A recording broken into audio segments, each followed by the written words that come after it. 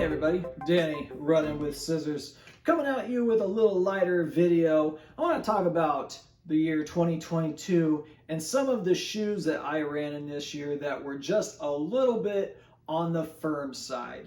I don't know what it was, but I seem to be on a streak for the year 2022 of getting shoes that just were a little bit firm. And so the first thing I did this year for 2023 was go out and buy the New Balance Fuel Cell Rebel V3. And let me tell you, it was a night and day difference. That cushiness was amazing. So let's go ahead. I've got my 4 firmest shoes from the year 2022, starting from number 4 and moving down to number 1. Number 4 is the Skechers Razor Xcess 2. So this is not an extremely firm shoe, but one thing that they did when they came from the Razor Xcess 1 to the Razor Xcess 2 was put some carbon winglets in the shoe, which did firm it up a little bit. It's still got some wiggle to it. The foam still does compress, and honestly, I really did like this shoe quite a bit. It was a really good shoe, and I still use it. It's still a great shoe for some of those speed work days or doing some 400s, 800 mile repeats. Good solid shoe, but you know, again, it's just one of those shoes that made it into one of the firmer shoes that I had last year. Number 3, the Topo Specter. This was Topo's first edition of the Specter. On paper, this looked like it was going to be a more energized shoe with some pop and some bounce. However, they came out with a shoe that was quite on the firm side.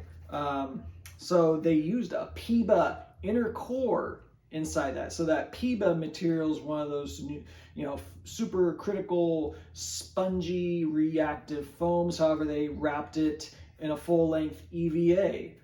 You can see that they kept the outsole material stripped down very thin, which actually held up really well, pretty nice. You can see now it's starting to show its age. It's almost at 400 miles. However, just on the firm side. So that was number 3.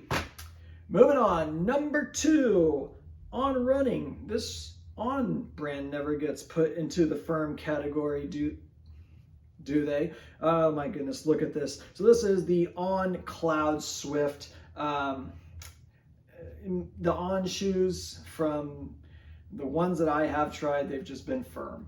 These Cloud Tech that they use, you look at them and you're thinking, oh, those things are going to compress. These just don't compress that much. So there's really not a lot of bad things that I can say about the shoe, not a lot of great things I can say about the shoe. I love the upper. The upper was amazing. However, typical On, you pick up some hitchhikers and those, pod Cloud Techs. But again, just wish they would soften that up. I have heard some people say even the Cloud Monster is a little bit softer, but even then still kind of firm. So that is the On Cloudswift. And of course, number 1, the Adidas Boston 11. I had never run in the Boston before, and I heard people say, it's a little bit stiff. It's a little, the sole's a little tight. It doesn't have a whole lot.